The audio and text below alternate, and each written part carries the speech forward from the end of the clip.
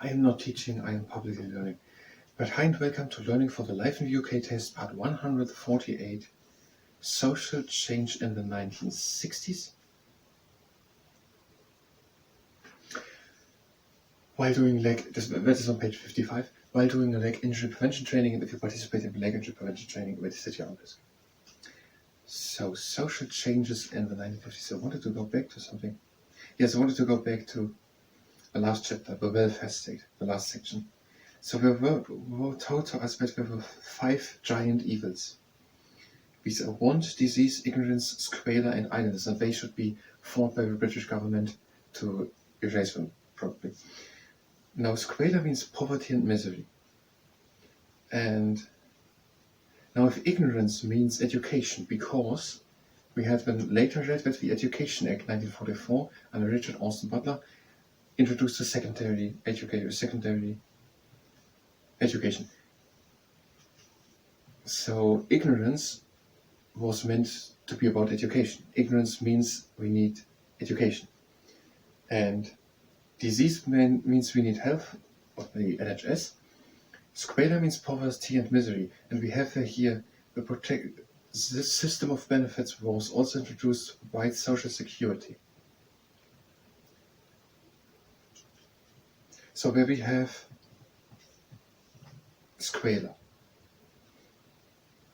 Now, if we say that ignorance means education and squalor a system of benefits to protect people from the cradle to the grave, then maybe want means not that the people shouldn't have want anymore, but that their want should be satisfied. So what if it means that they should basically, if they have want to buy a car, that they can buy a car. So the idea is not want to erase that people have a feeling of want or something, but it means that the economic is able to have the things which the people want, or that the people can have enough money to buy the things they want. Because we're having here was it? Ed Lee, the Prime Minister 45-51, Ed Lee also introduced measures to improve the conditions of workers. What if want does not mean to erase the feeling of want, but that the stuff which the people want to buy exists, and that the people have the money to buy the things. And when we would understand want, disease, ignorance, and squalor, not idleness, but at least we would understand 4 or 5. Is that a quote? Are these quotes? Is that really what comes back in a report commissioned by the government? We need to fight want, disease, ignorance, squalor, and idleness. I think everything of these 5 names was over multiple pages explained what is meant with them. And in this report. And that is just then more or less the poetical great name for a long litigation about something. This is not, we need to do that, but that is basically everything of these things was over several pages in detail explained. So, social change in the 1960s. The decade of the 60s was a period of significant social change. So in the 1960s, there was much change, and socially is meant here. And they don't mean in this context probably that there was social reforms, but that socially how the people lived changed by themselves. It was known as the swinging 60s. So that would be an easy question. So the period of the 1960s where a lot in the social life of the people changed, how they lived freely, how they changed. That is known as the swinging 60s. There was growth in British fashion, cinema, and popular music. So now we're getting more to culture a little bit. So in British fashion, that means what the people wore. It changed rapidly, fast, and in not previously existing forms. And cinema also, the British cinema made many great movies, many different kinds of genres also. And popular music. In Britain there was many music, not just Auld Lang Syne or Burns, but many music which is also still popular and in other countries of the world popular. 2 well-known pop music groups at the time were why are we not consisting in setting things in quotations? The Beatles and the Rolling Stones. So we have music groups, and sometimes people come together and they're making together music. And because when there's just one person, they're going oftentimes just by their name or an artist name or their name. But if there are two, they have sometimes, then it's still possible to say two people, but if it's a larger group like the Beatles with 4, or the Rolling Stones, I don't know, it's 6 or something, you can't just say every time 6 names. And so when bands get a name, now I'm explaining that bands have a name, but most of you already know that, but I think it's still helpful to understand the whole subject. So music groups then have a name, and then there were a few people, and they came together, and then they said, let's call us the Beatles. And some other people were there, and they wanted to make music, and they said, let's call us the Rolling Stones. So there are now 2 music groups, and in Britain there are way more than 2 music groups, but one music group, which, for example, is very famous, is the Beatles, and another very famous music group are the Rolling Stones. And they were making well-known pop music. Now, it's too complex to describe what pop music is, but it's a genre of music. It's well-known. Both bands made music which is well-known all over the world. Most people know what a band is and what a band name is, but I think some explanation behind it, what happened, or at least a little story, I don't know what happened, but something which could have happened, maybe helps to remember it and to imagine a bit. People started to become better off, and many bought cars and other consumer goods by using in a book the expression better off. So many people were better off, that means they had more money, and they weren't living in squalor that much anymore. And many bought cars and other consumer goods.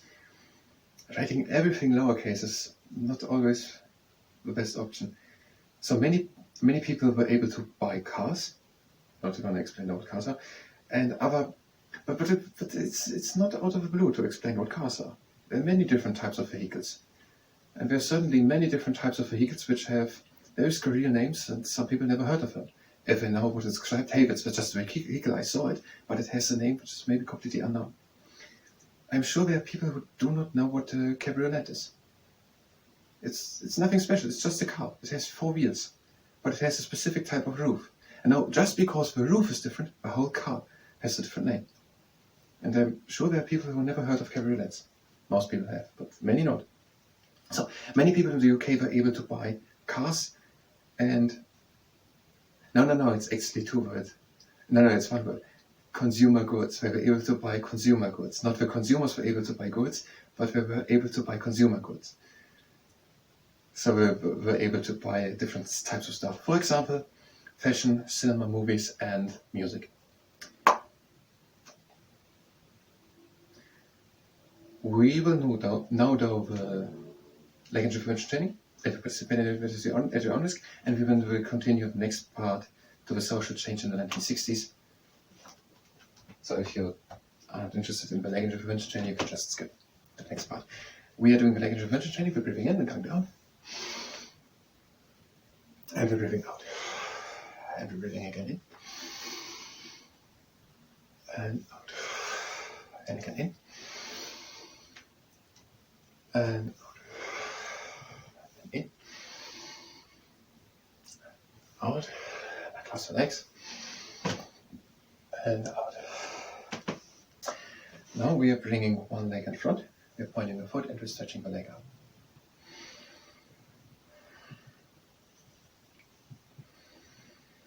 And now we're taking the leg by the ankle and we're bringing it back and have a neutral position in the lower back. So we're actually stretching the quad muscles. Now the upper leg in front and point the foot.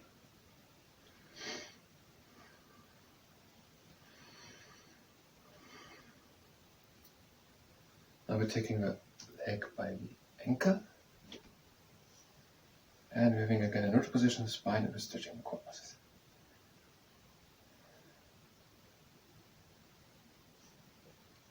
Now we're placing one hand on the tummy and one on the lower back. And we're bringing one leg in a straight line upwards with a flexed foot. If the quad muscles cramp, bring the leg up and point the foot. And bring the leg up. And control with the hands that you have a neutral position in the spine. Try to bring the leg higher.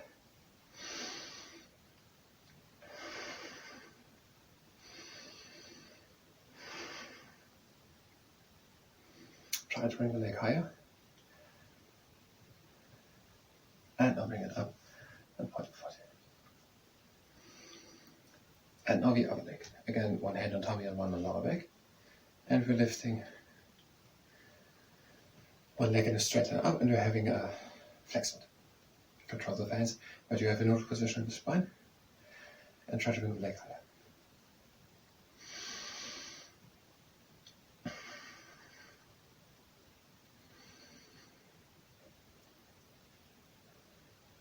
A little longer, and now we're bringing it up and we're pointing the foot. And the next exercise, I can actually read it, right?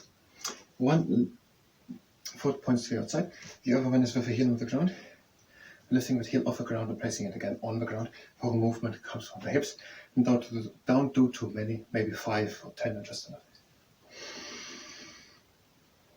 Now let's just read slowly what we had. So we're not going through it very slowly.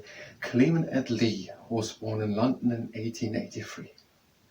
His father was a solicitor, and after studying at Oxford University, Attlee became a barrister. He gave this up to do social work in East London and eventually became a Labour Member of Parliament. He was Winston Churchill's Deputy Prime Minister in the wartime coalition government and became Prime Minister after the Labour Party won the 1945 election. He was Prime Minister from 1945 to 1951 and led the Labour Party for 20 years. Now the other leg. And the same thing. Attlee's government undertook the nationalisation of major industries like coal and steel, created the National Health Service, and implemented many of Beveridge's plans for a stronger welfare state. Attlee also introduced measures to improve the conditions of workers. William Beveridge, later Lord Beveridge, was a British economist and social reformer. He served briefly as a Liberal MP and was subsequently the leader of the Liberals in the House of Lords, but is best known for the 1942 report Social Insurance and Allied Services, known as the Beveridge Report. The report was commissioned by the wartime government in 1941 and recommended that the government should find ways of fighting the 5 giant evils of want, disease, ignorance, squalor and idleness, and provided the basis of a modern welfare state. For this exercise, it's a little extreme exercise, so I might not going to do it. You have a good standing leg, and you have the other leg in the air with a flex foot, and you bring that foot back in a straight line, and the upper part of the body goes also down in a straight line, and you try to have a tall standing leg, so the pressure comes onto the biceps femoris, which is one of the hamstring muscles. And you try not to fall in the abdomen.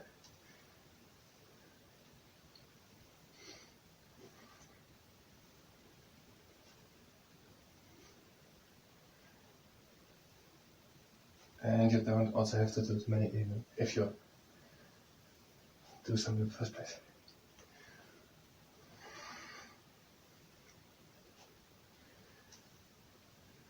And the last 4.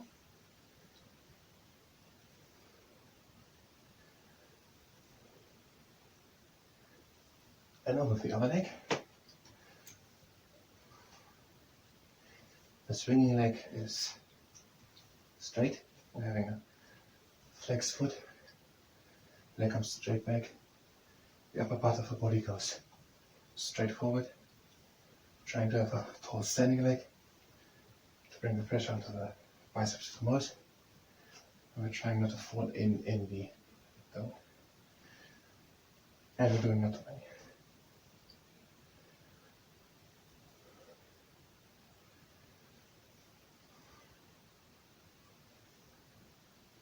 And 3,